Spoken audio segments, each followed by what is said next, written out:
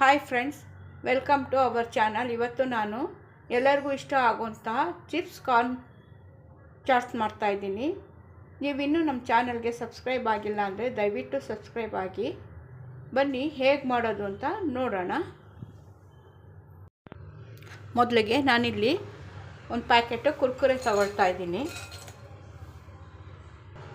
ಹಾಗೆ ಒಂದು ಪ್ಯಾಕೆಟು ಲೇಸು, ಒಂದು ಸಣ್ಣ ಬೌಲು ಮಿಕ್ಸ್ಚರು, ಇಷ್ಟನ್ನು ಚೆನ್ನಾಗಿ ಮಿಕ್ಸ್ ಮಾಡ್ಕೊಳ್ತೀನಿ.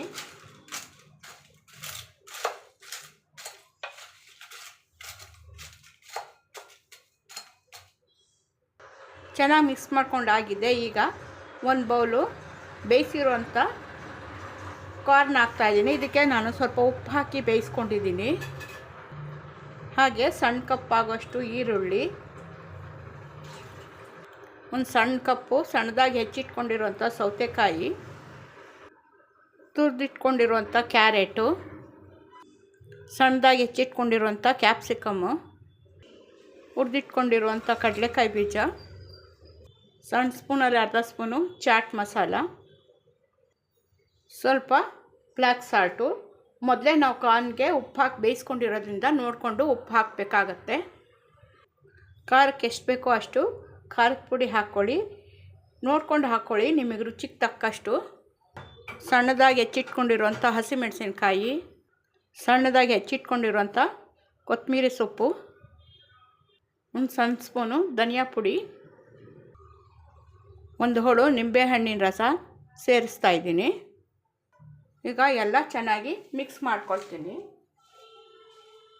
ಇದಂತೂ ಮಕ್ಕಳಿಗೆ ತುಂಬಾ ಇಷ್ಟ ಆಗುತ್ತೆ. ಸಾಯಂಕಾಲ ಟೈಮಲ್ಲಿ ಈ ಥರ ಮಾಡಿಕೊಟ್ರೆ ಮಕ್ಕಳು ಎಲ್ಲ ತಿಂತಾರೆ. ಇದರಲ್ಲಿ ತರಕಾರಿ ಎಲ್ಲ ಸೇರಿರೋದ್ರಿಂದ ಪೌಷ್ಟಿಕಾಂಶ ಜಾಸ್ತಿ ಇರುತ್ತೆ. ಹಾಗೂ ಚಿಪ್ಸ್ ಇರೋದ್ರಿಂದ ಮಕ್ಕಳು ತುಂಬಾ ಇಷ್ಟಪಟ್ಕೊಂಡು ತಿಂತಾರೆ.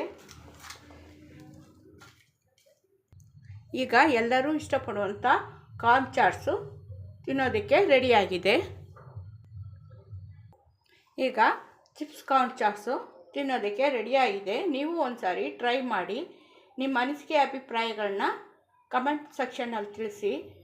ಲೈಕ್ ಮಾಡಿ, ಶೇರ್ ಮಾಡಿ, ಹಾಗೆ ಪಕ್ಕದಲ್ಲೇ ಕಾಣೋ ಬೆಲ್ ಬಟನ್ನ ಪ್ರೆಸ್ ಮಾಡಿ. ನೀವು ಯಾವ ಥರ ಚಾಟ್ಸ್ ಮಾಡ್ತೀರಾ ಅಂತ ಕಮೆಂಟ್ ಸೆಕ್ಷನಲ್ಲಿ ತಿಳಿಸಿ.